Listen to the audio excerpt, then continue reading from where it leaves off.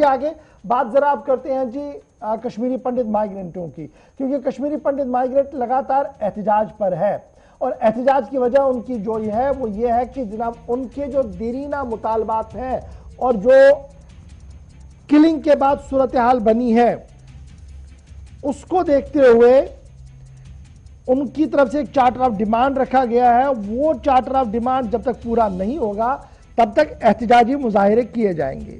आज भी शेखपुरा बडगाम की यह तस्वीर है जो आज दिन में वहां पर बैठे थे, एहतजाजी धरना दे रहे थे और हुकूमत से मुतालबा कर रहे थे कि उनके जो जायज मुतालबात हुकूमत के सामने रखे गए हैं उन्हें जब तक पूरा नहीं किया जाएगा तब तक ये धरना प्रदर्शन खत्म नहीं होगा।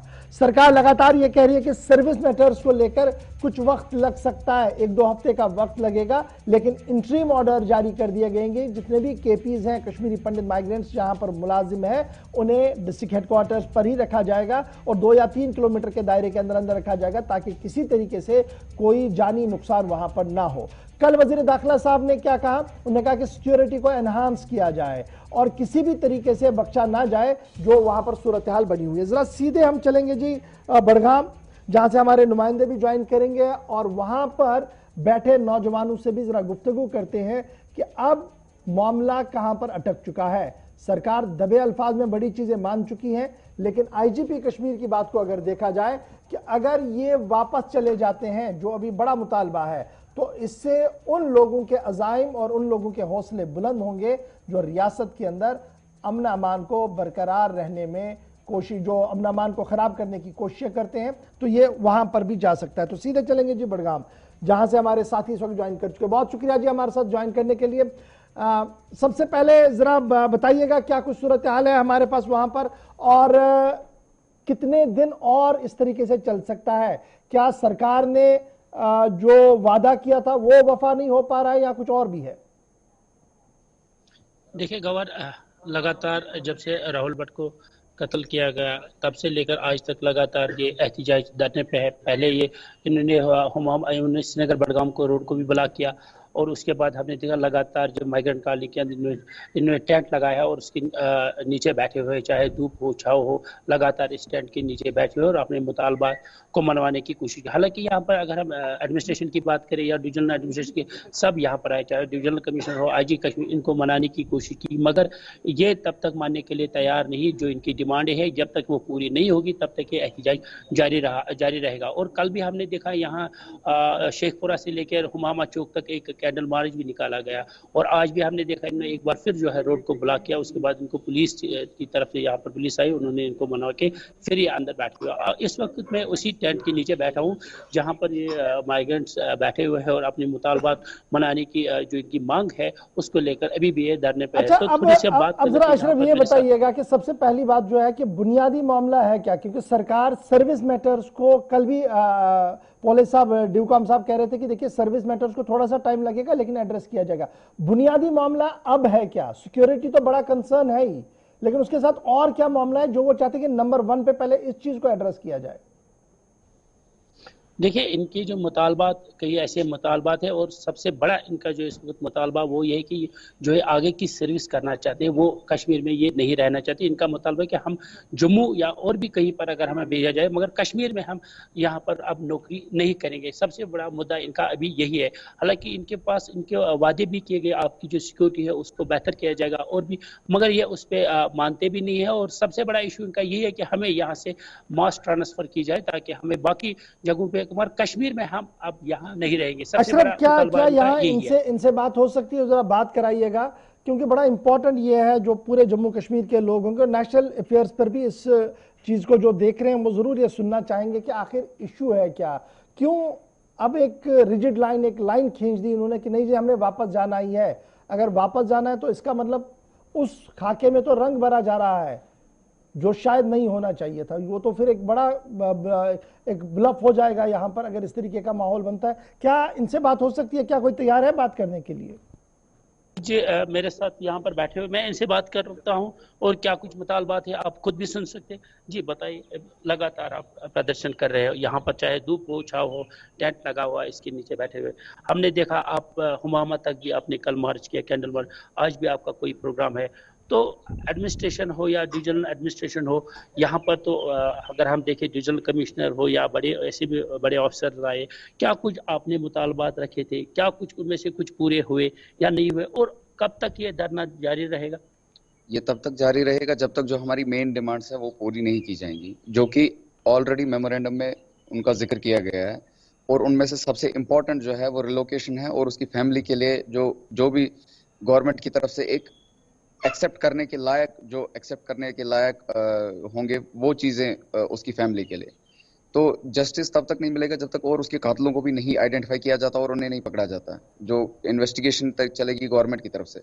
मगर हमारी जो यहाँ पे ग्रुप है, चाहे माइनॉरिटी कम्युनिटी के मेंबर्स कहिए, उसमें एम्प्लॉयज हैं, बाकी सब हैं, जब तक उनके लिए रिलोकेशन के लिए गवर्नमेंट कोई ठोस कदम नहीं उठाती है, जो कि सिक्योरिटी सिनारियो इस वक्त फेलियर मोड में चल रहा है, तो तब तक यहाँ पे कोई सेफ फील नहीं करेगा और ना ही यहाँ नौकरियों में जाना जाएगा। तो लगातार हम देख रहे हैं यहाँ पर बैठे हुए, तो डिविजनल कमिश्नर हो या और भी बड़े अफसर हो, तो क्या कुछ आश्वासन आपको दिया था कि आप ड्यूटी पे जाइए, तो आप मान क्यों नहीं रहे हैं? इसकी वजह यह है कि ये सिक्योरिटी क्राइसिस जो स्टेट में इस वक्त है, ये पिछले 1 साल से ज्यादा से शुरू हो चुका है, जो कि टीचर्स के जो 2 टीचर्स स्कूल में मारे गए थे, उसके बाद बिंद्रू साहब को मारा गया था अपनी जगह पे, सब लोग सर्व ही कर रहे थे कम्युनिटी को। मगर मेन चीज ये है कि इस वक्त इस घटना ने बिल्कुल हिला के रख दिया है, जो एक एम्प्लॉय अपने वर्किंग टेबल पे मारा जाना, टीचर्स के साथ भी ऐसा ही हुआ था। मगर ये घटना ऐसी है, ये एक इतना ही सेटबैक है इस पूरी रिहेबिलिटेशन पॉलिसी के लिए, और एडमिनिस्ट्रेशन का फेलियर इसमें सीधे नजर आता है। इसमें हमारी जो डिमांड है रिलोकेशन की, वो कोई गलत नहीं है, क्योंकि सिक्योरिटी फेलियर है। जब तक गवर्नमेंट इसको नहीं फेस कर पाएगी, पूरी तरह से फ्री सिक्योर जोन नहीं बना पाएगी कश्मीर वैली को पूरा, तब तक यहाँ पे जॉब करना एम्प्लॉयज के लिए या इवन माइनॉरिटी कम्युनिटी मेंबर्स के लिए रहना वो अनसेफ है।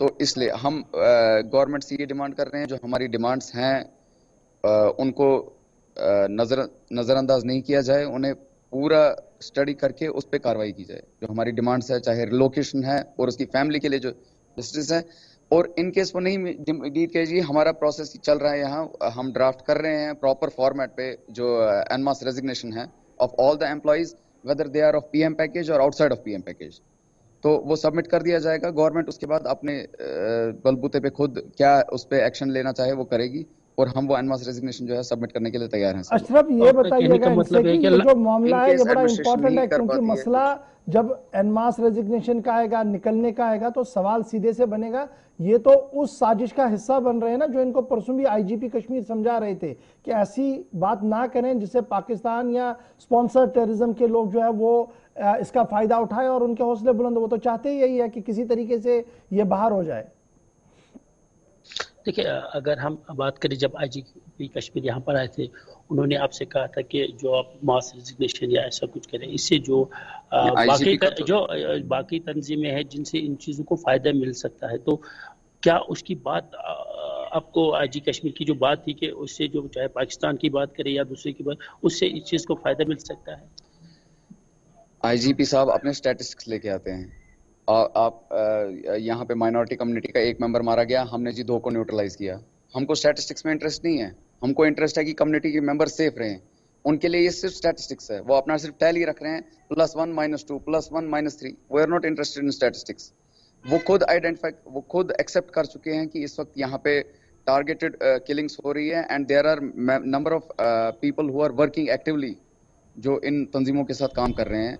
जब तक उनको आइडेंटिफाई नहीं किया जाता, सिचुएशन को इंप्रूव नहीं किया जाता, जो कि वो उनके डिपार्टमेंट का काम है। As far as mass resignation is concern, वो उनके डिपार्टमेंट का डोमेन नहीं है मास रेजिग्नेशन, वो एडमिनिस्ट्रेशन का डोमेन है। वो एक्सेप्ट करेंगे और उस एक्सेप्टेंस उनके अपने तक है। हम तो सबमिट करने वाले हैं इन केस वो हमारी रिलोकेशन की डिमांड को नहीं पूरा किया जाएगा। और हमारी ये भी डिमांड है कि जो डीसी बड़गाम है या तहसीलदार जो है इनके ऑफिस में जहाँ पे काम कर रहे थे शहीद राहुल भट्ट जी, उनको आइडेंटिफाई किया जाए, उनका रोल क्या है इस किलिंग में, कितने हद तक हम क्यों इतने सारे लोग मजबूर हो गए उनके खिलाफ नारेबाजी करने के लिए, क्योंकि there is a culprit behind this killing, there are culprits behind this killing and they should be identified and put to task.